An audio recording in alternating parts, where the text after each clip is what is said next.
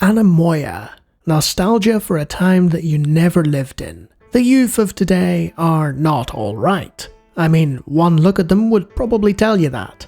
It's easy to take a brush to them and tar them, labeling them as toxic attention deficit losers who are strung along by dopamine hits and energy drinks and prescription pills to pop up their terrible health and declining IQ rates. But they're not all like that. At least I hope not.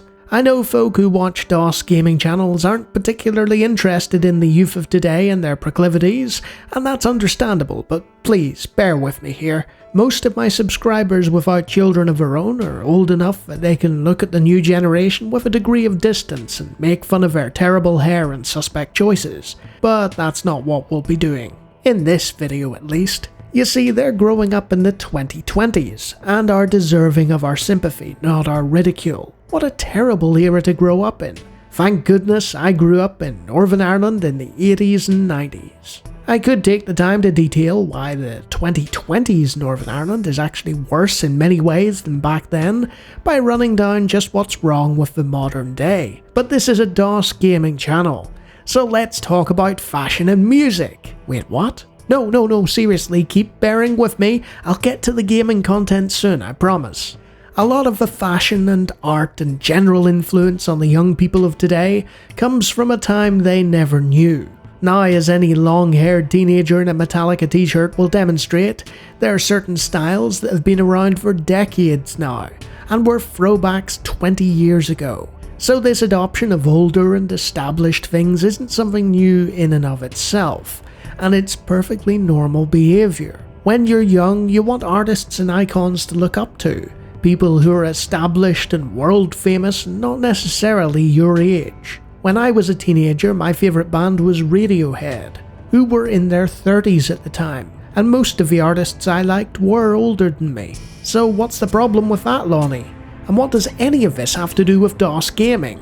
The best art rock band in the world is still Radiohead. Metallica are still releasing albums, Björk is still Björk, and amidst countless other examples, they all have one thing in common. They're in their 50s now and being cheered on by people not even born when they released their most popular work. The 90s equivalent would be me being a massive fan of Arthur Lee or Eric Clapton, who, while they were respected musicians in their genres, were seen as old men who were past their prime at that point.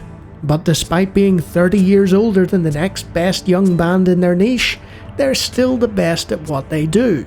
Present tense. It's the same reason people are watching old movies, old TV shows, and why new bands and media conglomerates in general are making endless nods to the past and digging up old media franchises, instead of trying to come up with something new. And why we had John Koenig, the second best Koenig in the world, invent a new word to describe it. You know, that word I used at the start? The title of the video? Don't make me try to pronounce it again. Whether it's VHS filters or using the Windows 95 sounds for memes or worshipping the 1980s, these young people express a generational angst by embracing the stylings of the past and rejecting modernity. This has been seen in the games industry by the rise of indie retroism, and millions of young people being more interested in calming building or farming games with low textures or pixel art instead of the latest AAA releases. Because when the world around you is a storm, sometimes you just want a peaceful place to retreat to. There's this depressive acknowledgement that we peaked, and the collective consciousness says it's somewhere near the end of the 20th century and the start of the 21st. When I and many others around my age were younger, I thought the 80s were garbage compared to what was coming out in the here and now, and this was a thing that has been happening for decades. Now it's not. This societal shift doesn't just represent a quandary for games companies, but a genuine opportunity that is currently being squandered by so many. There are tens of thousands of people playing the original Doom, and a similar amount of people are downloading RetroArch. There's even tens of thousands watching videos about the latest DOSBox core, despite it being a niche within a niche. Why? Because all these things have been simplified in some way for the consumer. It's why the mini versions of classic game consoles exist. It's why companies like Nintendo keep releasing remasters of old games for their new systems, so that little Jimmy can play Final Fantasy on the Switch. Let's see how DOS gaming is looking. A clutch of command line emulators in the past 20 years, and only one of them used with any frequency. We're not exactly spoiled for choice here, but then DOS gamers are just a small group, right? Well, no, turns out we're not small at all. We're just not noisy about it. And we're not being catered to because that requires more effort on the part of the companies, so money is simply left on the table instead. When you look at the stats, last month DOSBox was downloaded 82,000 times from SourceForge alone. If it were a Steam game, then the people who happen to download and try DOSBox would have enough players to land in the top 10 most played. And it's a text-only emulator intended for advanced end users, and that number doesn't account for the millions of people who have downloaded it previously. Now granted, this is a free download rather than a commercial product, but even those millions are just a small slice of an even larger audience of people who aren't like us and can't be bothered fiddling around with DOSBox to get older games working. And believe it or not, in that audience you're gonna find that it's predominantly filled with people much younger than we are.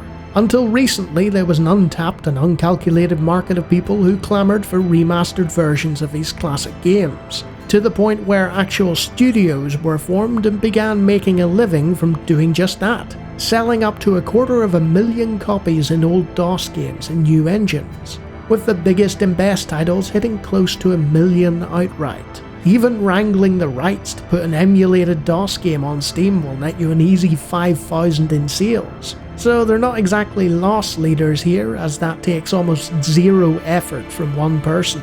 And while that's a fraction of the profit compared to AAA games, even with remakes, it's a fraction of the cost to transplant and upscale graphics that you already have the assets for into a more flexible engine, as opposed to making everything from scratch. But there's a more important reason beyond profit: accessibility. A tiny clutch of people used to emulate Doom 64, a Nintendo 64 only release in the Doom series no longer available in stores. Then it got ported to GZ Doom, and that tiny clutch became substantially larger. Then it got an official release courtesy of Night Dive and id, and that group of gamers became hundreds of thousands of people, many of them having never played the game on its original console. With the barriers to entry gone, more people will play and enjoy these games than ever before. While we might find DOS gaming second nature, the youth of today never grew up with the command line. They need the contrivances of the past stripped away in order to appreciate the artistry of the game behind them. Some would understandably fault them for this, but unfortunately they're a product of their environment, and have a new set of norms with which to appreciate games that have been forced upon them by this world. We're reaching the point where they're finding things released in 2008 to be too clunky to play. To me, that's modern day stuff. Unlike with simplistic console controls, you need to lead these people by the hand a little in order for them to really click with an older title on PC, be that by using a commercial remaster or a source port.